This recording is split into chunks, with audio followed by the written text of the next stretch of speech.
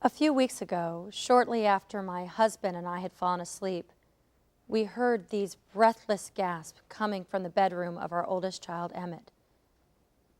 We ran to discover that he was struggling to breathe, and in that moment I felt paralyzed with fear. I wanted to pretend this was just a nightmare and it would be over as soon as I woke up. As my heart was racing, my mind was fluctuating between begging God, help him, and then hearing myself say, I cannot do this. I realized in that moment I could have all the faith in the world in God, but without taking action, it wouldn't matter. God needed me to have faith in myself just as much as I needed to have faith in God. So in the midst of the hysteria, because I have 2 other children and a husband, I don't know how I did it, but I did what needed to be done, and within moments we were on our way to the hospital and he was being treated. In the waiting room, I was thinking about what had happened, and I was surprised about how much fear I felt in the moment. I thought I would feel powerful, and instead I felt utterly powerless. My story is not unique, although the details may differ. Most parents at one time or another have this terrifying experience with their children. And what I expected is what I think most people expect, that my reaction would be automatic and effortless. We never expect that we will have to overcome the circumstances and we'll have to overcome our fears towards them as well. The transformation of our fears in those moments of complete difficulty is the very definition of faith. Imagine how Abraham must have felt as he prepared to sacrifice his son Isaac. In Genesis 22, God commands Abraham, take your favorite son, your loved Isaac, and offer him on the altar. The Torah sees this command as the ultimate test of Abraham's faith. If Abraham follows God's command and overrides all of his human consciousness, then he's a believer. If he disobeys, well, then he's not. We all know the story. He saddles his ass, he takes his son and his 2 servants, and he prepares to sacrifice him on the altar. He does not say a word. But I imagine in that moment, Abraham had plenty of questions. Why would God make me do this? What kind of God is this? Will I actually be able to kill my own flesh and blood? Can I really do this?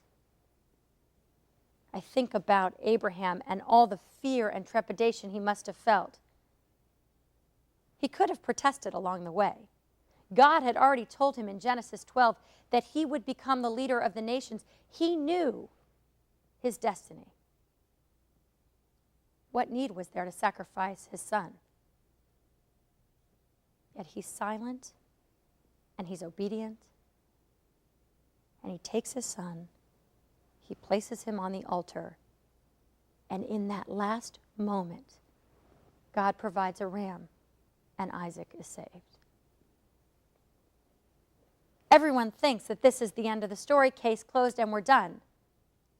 But there's a surprising twist.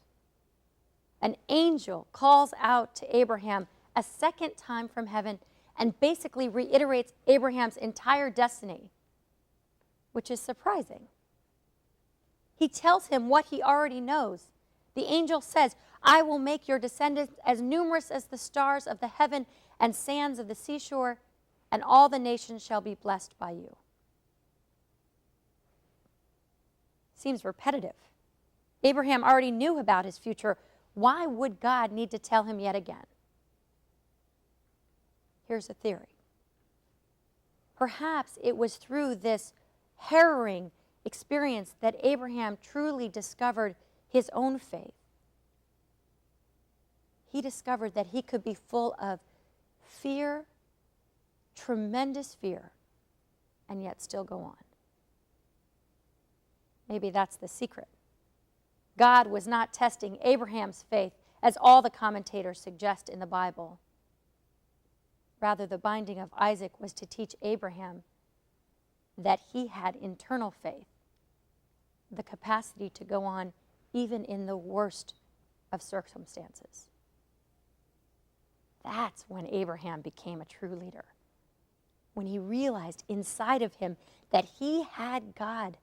He had that divine spirit, that power to go on when he was completely filled with fear and with doubt. There's a famous medieval Jewish story of a boat of passengers and a crew that were besieged by plague and strife. And the captain and all the passengers were thrown to this uninhabited place. Just a few remained alive. And so they gathered their strength. One man and his wife and 2 sons tried to make the journey, but along the way his wife fainted. And he grabbed her, and he carried her until, exhausted, they both collapsed. When the man regained his consciousness, he looked over, and he saw that his wife and his 2 sons were dead. And from the depths of his sorrow, he rose to his feet and he said, "God in heaven, my wife and my children are dead. What do I have left? I cannot go on." And then he gathered earth and leaves and buried his wife and his children. He gathered all his strength. He stood up and he walked on to find a new place. What made this ordinary, nameless man extraordinary is in tremendous pain and tremendous grief. When he was sure he could not go on, he even told God he couldn't. He discovered he could. In the Jewish tradition, we usually read Psalm 23 at a funeral. It begins, "Yea, though I walk through the valley of the shadow of death." Yea, though I walk. It emphasizes to the mourner to walk on, even in the face of complete grief. It seems all too often after tragedy, we become paralyzed emotionally and spiritually. Our faith has been tested, our will has been weakened, and our spirit is so dim. But in those moments, as difficult as they are, we have the possibility of discovering our true greatness, that we can go on even when we think we cannot, that we are courageous, we are brave, and we are strong, and we are powerful. We are made in God's image, and God designed us, and we are exactly the way God envisioned. Then, and only then, we will realize we have found an even greater faith both in God, but more importantly in ourselves. I know it's true. For when my husband and I walked out of the hospital hours later holding our son's hands, we had found a new faith in God. We had found a new faith in each other. And we had found a new faith in ourselves.